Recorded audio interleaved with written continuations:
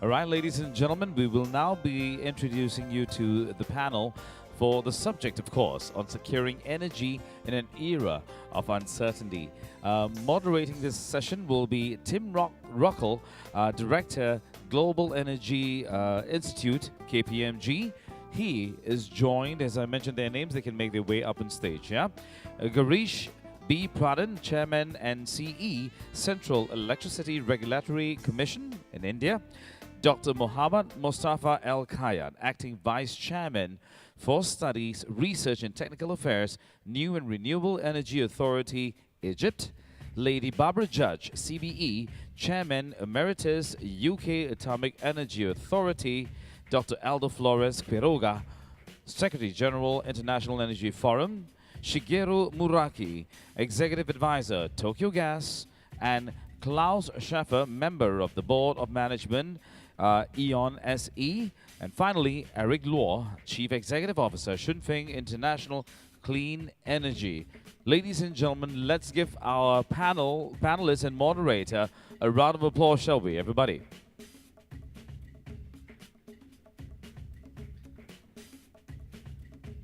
Again, we'd like to invite you to engage through this session. And of course, all facts that will be given through are going to be very essential. We're going to hand over the session to Mr. Ruckel, please. Good, thank you very much, and welcome everybody to session 2 at the Singapore Energy Summit. Thank you for all of those of you who've stayed with us after lunch. We've got quite a riveting session, and the session is sandwiched between gas and oil. So you'll see from your booklets, and I'd encourage you all just to look at the names of the panelists in your booklets. We've got a very distinguished cast here, so 7 panelists to cover in the next hour and a quarter. I'll introduce the panelists in a little bit later on. But first of all, I'd just like to say, there is the Pigeonhole facility. You can, of course, raise your hand and ask a question if you're brave enough, but I will be tracking the questions through the Pigeonhole facility. So please send your questions through that. So ministers and excellencies and executives and delegates, this session is covering energy security.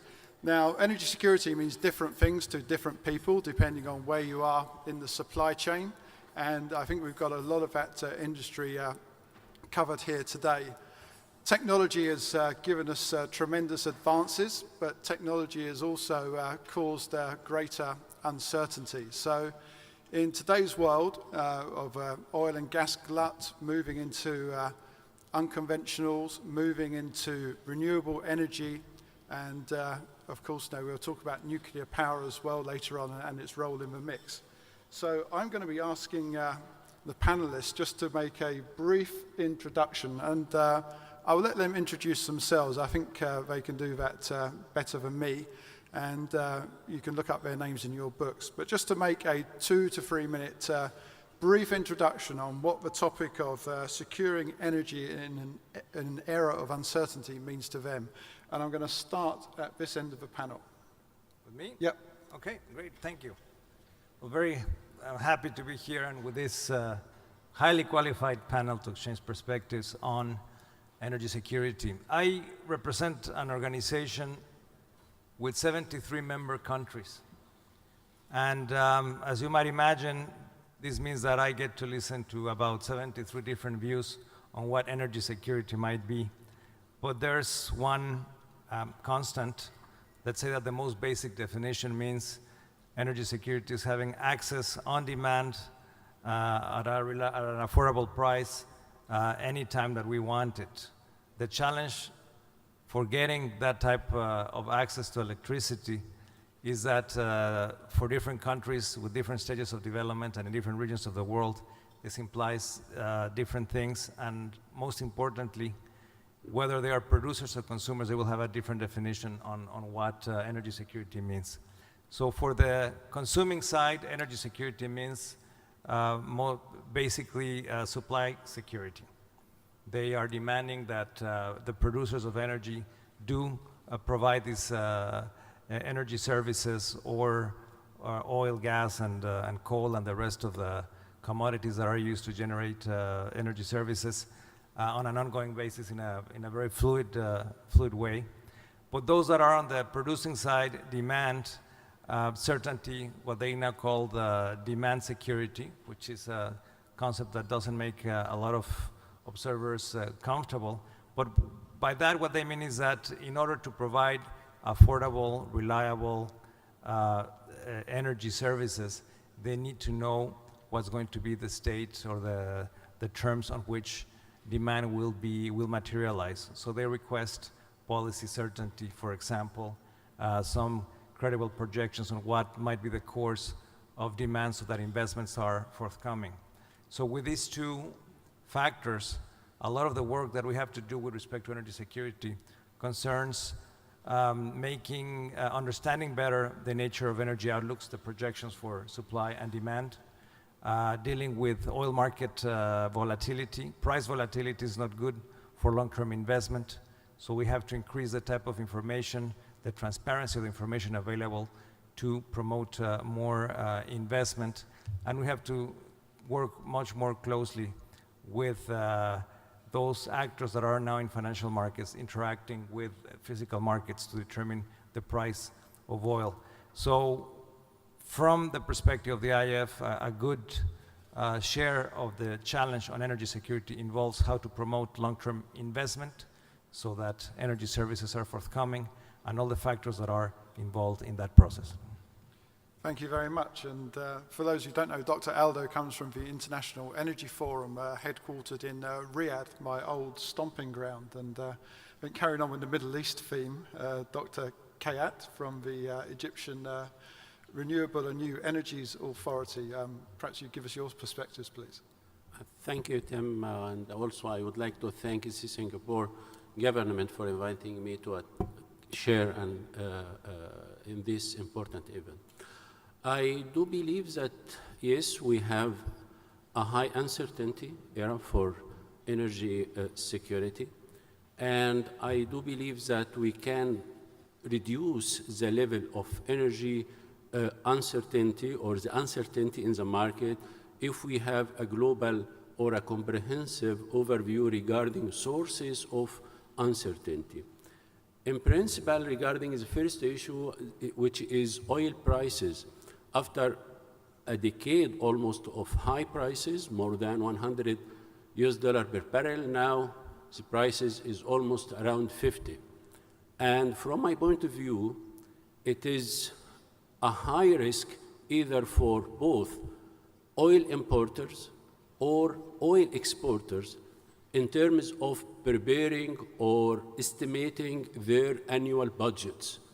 There is a high risk for both of them, and this could need some sort of adaptation to how absorb this source of risk. The second one is the investments for renewable energy. And as a matter of previous facts that usually we couple between high investments for renewable energy high investments and renewable energy applications. But based on the current real contracts already signed for both photovoltaic and wind, we can find that for DEWA in Dubai, the last 200 megawatt, the contracted price is 5.85 cents US dollar per kilowatt hour for a 200 megawatt PV power plant, and this price will be applicable for 25 years. In Ma'an, in Jordan, it will be 6.12 cents US dollar per kilowatt hour. And for wind, in Egypt, we already signed a contract for a 250 megawatt wind project with 4 cents per kilowatt hour for 20 years, which means that these prices are lower than the fuel price in conventional power stations. The third dimension that I do believe for the high uncertainty is the climate change. As mentioned by His Excellency Fatih Birol this morning, that more than or almost 150 countries already announced their pledges. But we have to differentiate between announcement of pledges and how far these countries will be committed to achieve these pledges. Consequently, I do believe that energy efficiency and renewable energy, and in fact, coupling between both energy efficiency and renewable energy could be one of the very important sort of solutions to meet the climate change. These, in general, are the most uncertainty that we can have. And the last issue is the energy security itself. And I do believe that there are two dimensions. One is the local, to be achieved based on each country. There is no magic recipe to be followed in each country. And the other one is a global one or a regional one. And I hope that through or based on this event, we can have a base for a regional code for energy security, which could put the or adapt the basis for such target. Thank you very much. Dr. Kayat, thank you very much. And moving along the panel to Klaus Schäfer. Klaus is a member of the board of management of Eon, and I'll ask him some questions about what companies are doing later on. But Klaus, if we could have your comments. Yeah, thanks a lot, Tim, and also from me, obviously, thank you to those that assembled us here today on that panel. Clearly representing Eon as the largest German energy company and one of the largest European energy companies. I obviously love the title of that panel, because securing security of energy or security of supply in an era of uncertainty, if I simply look at my home market, Germany, if I go back 10 years in time, it was a fairly standard market, lots of conventional generation, nuclear generation, sort of like all kinds of technologies. And obviously you are aware that the Energiewende, as it's framed, or energy transition in Germany that then took place over the last 10 years, changed that market absolutely fundamentally, obviously along two major dimensions. One was the nuclear exit, which was declared after the catastrophe in Fukushima, and that will be completed by 2022, but a large part of the nuclear plants are already out of service today. And the second big theme, obviously, in the energy transition in Germany was the heavily subsidized introduction of renewables. Again, nothing wrong with renewables. It's really technology that I love, and I think it's absolutely a part of the energy mix, but clearly Germany decided to introduce that in a very rapid and very drastic way, which at the same time obviously changed then the supply and demand balance in the country. Now, in terms of giving you an intermediate report, and I think we can only give an intermediate report here from Germany because obviously the topic has not come to the end in terms of the development. Certainly, again, the structure of the generation mix has changed rapidly and radically, while at the same time a couple of topics obviously have emerged that I think are worth noting. The first one is clearly that the import dependency of Germany has increased, and right now and also going into future, Germany will depend very much on the import of power from the neighboring markets, which works obviously well in a market like Europe, which is heavily interconnected. Obviously a challenge to some other markets if they were to try that in different parts of the globe. Second topic is clearly that in terms of the environmental impact of that, it has actually driven up the CO2 emissions in Germany by a combination of renewables and coal, and therefore certainly something that at the time was certainly not exactly the topic that was envisaged. And thirdly, obviously, these subsidies have created quite a pressure on the market in terms of pricing, because Germany right now is paying more than 20 billion euros a year in terms of subsidies which are being added on the power price in terms of delivering that very early entry on the renewables. And therefore, certainly a pretty classical example of an era of uncertainty over the last 10 years. Security of supply in that market, clearly the topic of renewables and the intermittency of that form of generation leaves the issue sort of what backup in terms of conventional generation you need in terms of supporting that. And therefore the question, can you really compare pricing of renewable energy to those of conventional generation, or do you need to add some element of security of supply to the price of renewables as well? Certainly a topic that can be debated here. And the second topic is obviously, with the exit of nuclear as a national source, obviously import dependency at the same time increased, and therefore again a question how to maintain security of supply here going forward. And one topic I would love obviously to debate later, Tim, is then what's the price of security of supply and how do you guarantee that? Because clearly the role of the governments has changed as well. In the past, at least in Europe, a lot of that was private investment into private markets, renewables, but also if I look at the UK in terms of nuclear, for example, the role of the governments has changed, a lot more guarantees, a lot more tariffs and feed-in tariffs that are needed here in order to support the industry, and therefore I guess a lot to debate in that panel. Yeah, no, certainly we'll move on to that, the price and who pays a bit later on. Thank you.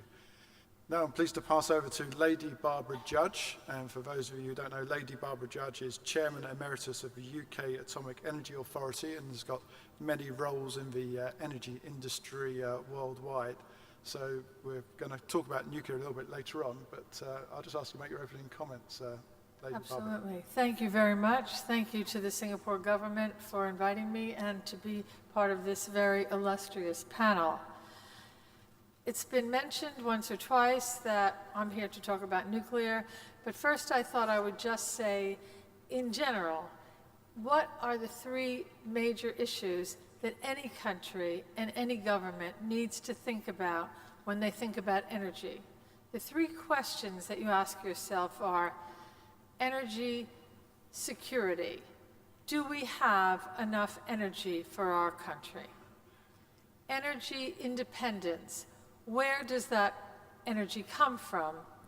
We may have enough energy in the world for our country, but sometimes it comes from what I used to call dicey places. But maybe it's from Russia, maybe it's from the Middle East, maybe it's just across the boundary, but it's not in your own country. And climate change. We all know that this generation and the generations to follow are really very involved in the climate change issue. Now, what is the only kind of energy that answers all of those three questions? Actually, I would say energy security. Do we have enough energy? Well, if you think about a nuclear power plant, it's a big infrastructure project. And you can build it as big as you need, or as many nuclear power plants as you need. So that is energy security. You can have as much as you need. Energy independence, if you build those power plants in your own country, you don't have to worry about the national boundaries that it needs to cross in order to get to you. You build your power plants, you build them in your country, they're secure and they're independent. And climate change, we all know that nuclear does not emit carbon. So if the answer was all that easy, why aren't we all building nuclear power plants all the time, given the world that we're looking at? Well, what I'd like to talk about later is the reasons for that. First of all, there have been three big accidents. Chernobyl, which was old technology, badly disposed of. One is 3 Mile Island. That was not a failure, that was a success. When there was a problem in the reactor, everything closed down, nobody died, nobody was even hurt.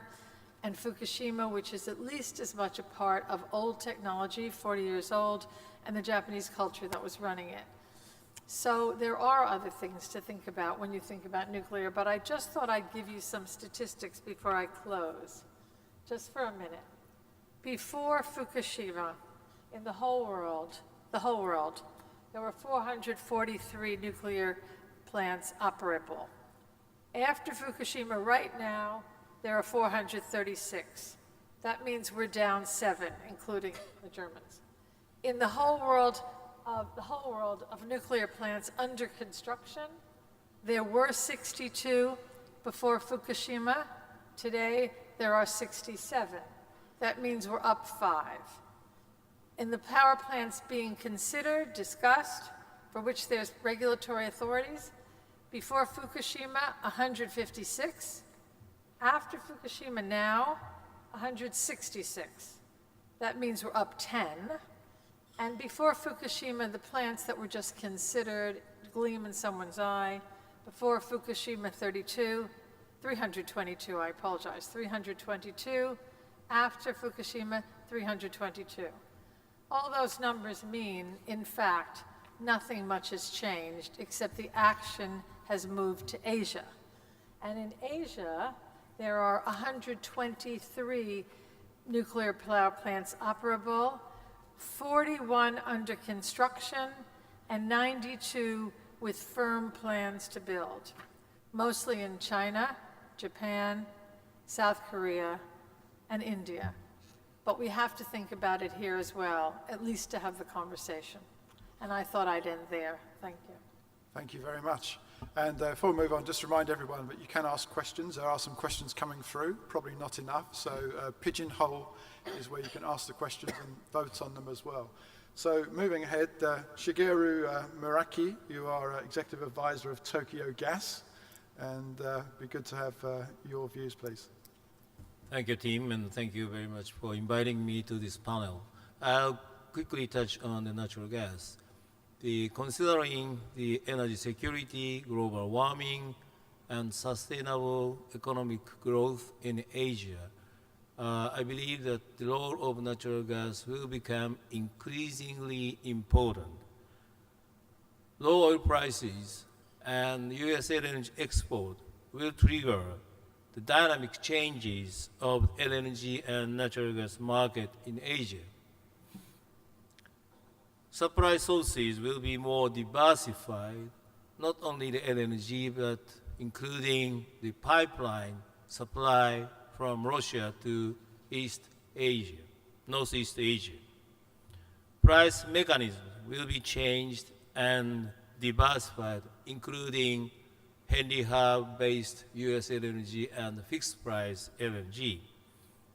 LNG contract will be more flexible and market will be liquidized, and eventually Asian LNG trading hubs will form, potentially in Japan and Korea and Singapore.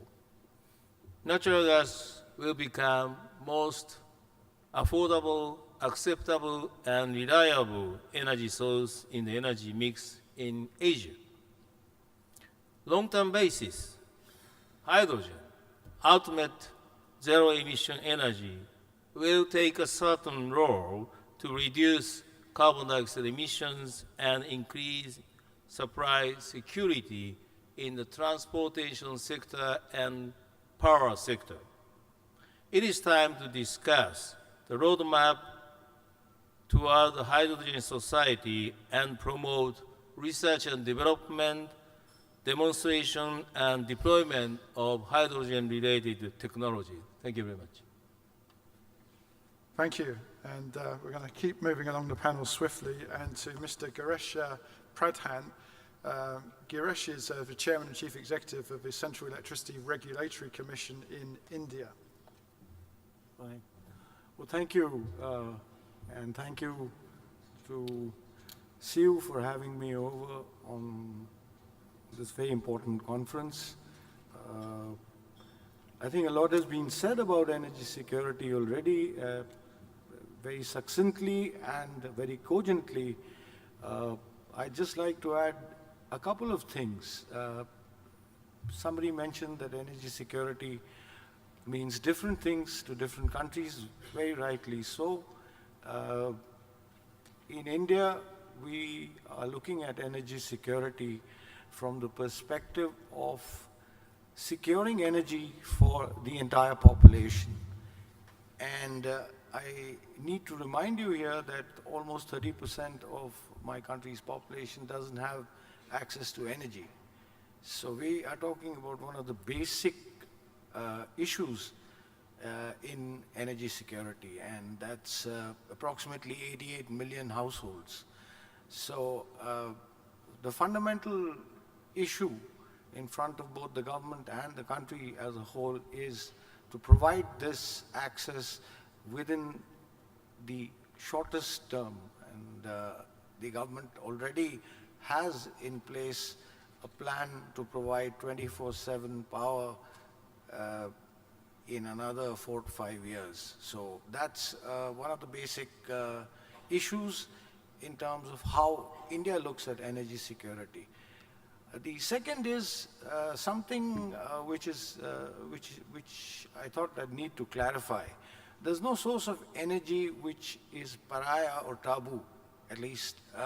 There's a role for coal-based plants, there's a role for nuclear plants, there's, of course, a role and a growing role in India as far as renewables is concerned.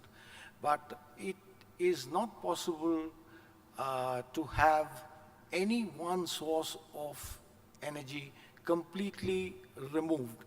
And no country in the world, I think, would choose to do that. And therefore, in terms of answering a question of how coal is going to play a role in the near future, I'd like to say that coal will play a very important role in the near future. However, the tapering of fossil fuel-based energy generation will start taking place from the medium term and definitely in the long term. And in that context, the Government of India's heavy betting on renewable energy is a case in point. A very ambitious target, and a number of people have asked me, and even today, whether it's an achievable one. Well, it's definitely an achievable one. It's not an easy target. 175 gigawatts of renewable energy is achievable, and we definitely are going to try and achieve that, because we do feel that renewable energy has a major role to play both in terms of addressing energy security and in terms of addressing the other problems of emissions. So this basically is the way that India is looking at the issue of energy security. Thank you. Thank you very much, Girish. And moving straight down the line to Eric Luo. Eric's from China, from Shunfeng Corporation, and maker of solar panels, I think called Suntech panels. Did I get the name right? Yes. Thank you. Thank you, Tim. And ladies and gentlemen, it's my honor to be here with the discussion panel, and it's my first time in this session. So Shunfeng International Clean Energy Company is a #1 private investor and also operators in China. As of last year, we are operating 1.6 gigawatt of solar farms listed in Hong Kong, as also one of the top 4 global renewable energy operators. So talking about the energy securities, I think everyone has a different perspective. From the big picture perspective, of course, it's going to provide enough access to the consumers at the least environment cost. But from the renewable energy practitioner perspective, at the micro level, our understanding for the energy security is a right mix, a well-balanced approach to provide the energy to the consumers, and also at the least environmental cost. That's our understanding.